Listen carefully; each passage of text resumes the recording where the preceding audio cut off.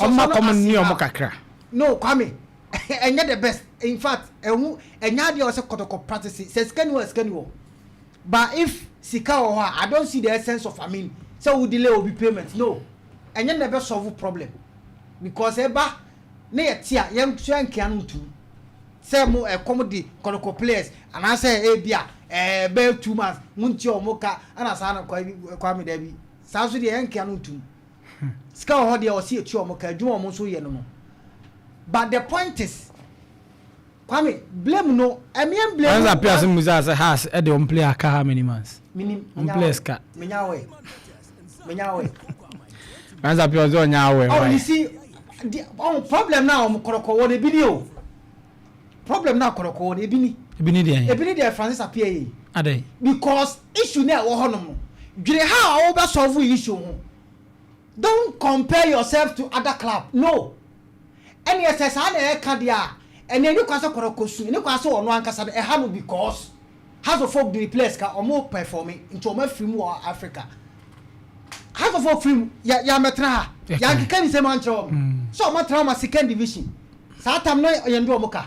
The net players no excuse, players no, I will say, Yomoka, and Tine, I want to mean perform well and share ministry. True life. And then ministry, a football team, then ministry.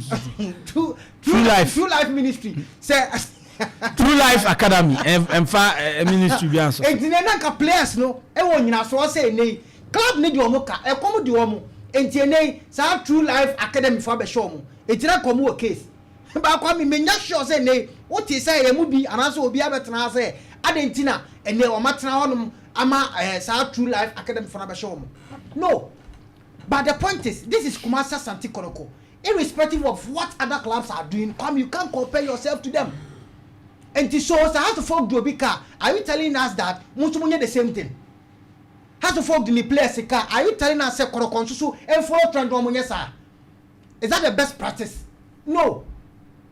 And this for appear message, I don't see the essence of the message they buy because me won't for sure also say and they as a folk at that Koroko and then they I know who say beer. No, so you delay salary now money best practice. Or no, you delay the salary say ejuma no ye no obo no homodi obo no homodi say obo no homodi ye do better delay salary contract you should honor the contract on gas on for my own no but na house place no one sign contract no but Kwame place ye do obo ka okoma no one sign contract na make say scan ho and see abeti we ka say scan ho no when in this contest shada boys no money will form the so you should find a way to let them perform well but Kwame say do I need to tell you say yes say and I say yes say that is where more management that is where more company for team manager on management on so it's up to them to find a way for these players to play good football for Masters and Kotoko by winning matches players no omo bobo ase omo nine come fan keke because come no class am ye kan mo see say team no class am ye kan mo see empe team ni wo team Kotoko fa oba so wo bobo ni come me say players are this season said they now intro year can ask players are Kotoko sign one this season mo ni so omo the best in this country they were the best in the country mo ni sa so omo the best in Daddy ana ni abubo players are ni abubo Zakaria was a captain for Bokum Chelsea. It doesn't mean he was the best. If you are telling me that he has been in the system for a very longer period of time, for that one day I can subscribe to that, but it doesn't mean he was the best centre back in our country. No, not at all. Well, Aziz Al-Nadai. Bechem keeper. He was the number one. I know Bon Holiday. But was he the best? He was one of the best. He was one of the best. Because now to me you goalkeepers bear 5 I will need a die account. Come to us bobo. This Joseph Amwa from Legon Cities. I dare na Kotoko ampa with our bueno. The Okofane ban and MIA the best out of the player. And they all kind of say, but he was the best at Legon Cities. And I Kotoko fan. Hey, that was the car. And I won't follow. Oh, that be Zuba. And I won't follow. I know Joseph Amwa minimum. And again, my veteran can say, and you're back, Kotoko. he has been one of the best players at Kotoko sign on mobile because the performance now in the absence of Patrick Kesiedu or the Kotoko, I'm not sure say bad sir. Penny profile or the buy no on disappointed here. The Obetimaya no. But Kwame, he wasn't the best in our country. Left back, he wasn't the best. Yes, he was doing so well, but he wasn't the best in our country. But he was one of the best in the country. Said Kojo. Yes, for Bechem season. Yes, that is Bechem Football Club. Kwame, you are talking about Bechem Football Club. You are not talking about the entire Ghana Premier League. 18 clubs. League now by who's our best. Kwame, going in for a particular player doesn't mean he is the best in your country. Not at all. Said Kojo wasn't the best. He was doing so well for Bechem. And to the one I know for Bechem, and I'm making one of the best in the country. Kwame said Kojo wasn't the best in our country. Not at all. Kwame, I'm telling you this. Said Kojo wasn't one of the best in our country. He was doing well for Bechem. He was Joe. Perfect. Perfect. Francis Akwanswe for Bechem. For the on Joseph Amonia the crow. Francis Akwa. When I will supporters in Omurefino. Kwame, Omurefino. No, we saw us in the middle. So now come on, I saw a player could sign this. But he wasn't the best. He was the best at Bechem. And I could fan. Kwame, you are not getting the point, oh. Yes, maybe they were doing so well for Bechem Football Club. Yes, agreed. But no one get the best in our country. At that position, they were not the best. They were doing so well for Bechem. Sa number 3 position. Normal. We need problem. But Kwame, if you are talking about best players in the country, that is what I'm talking about. And that's what Kotoko has been known for. And you know, Zakaria, any nations guy. Bedu. No, nations guy, they call Black Sabbath. Sam Simpson. Razak Simpson. The two of them. Why not as at last season? Why are they the best in this country? Only Zakaria, any Razak. Why are they the best? So if you are talking about the best in the country, and you're not going to focus for mobile, and Walid name was he not the best in the country? Yes. Kwame, I want to ask you, man. You see, a man of money now, though. A didn't design your man on me, Kwame. Born our boys who born. I mean, I would try to know. Let's not worship this cry, Kwame. I'm not worshiping it too. Me when I say, I don't know. I want team.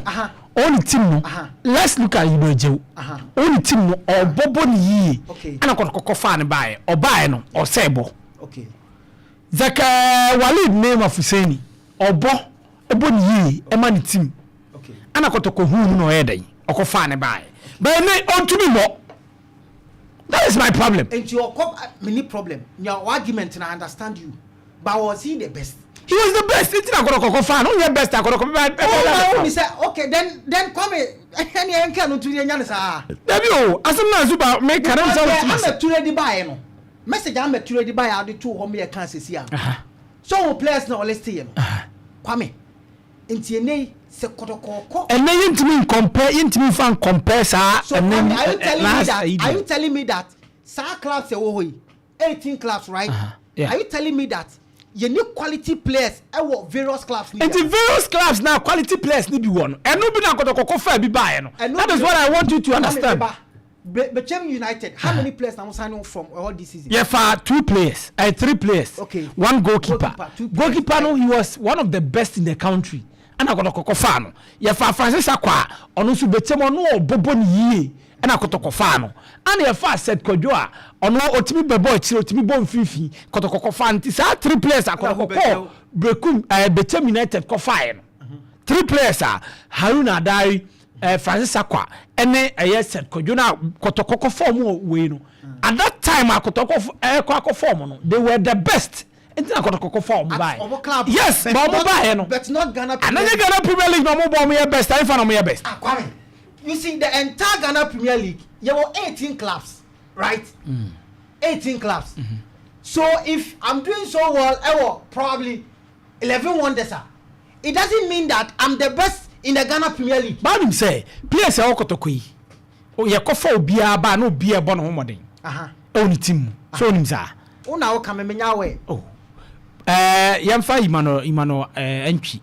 Hwede no yo Olympics Kotoko fa ne ba. Hwe this striker abetamwa. What is wrong? I don't know. And the own Kotoko fona. Oba no obo. Eko abetamwa waba oba no obo ana ogusu obo.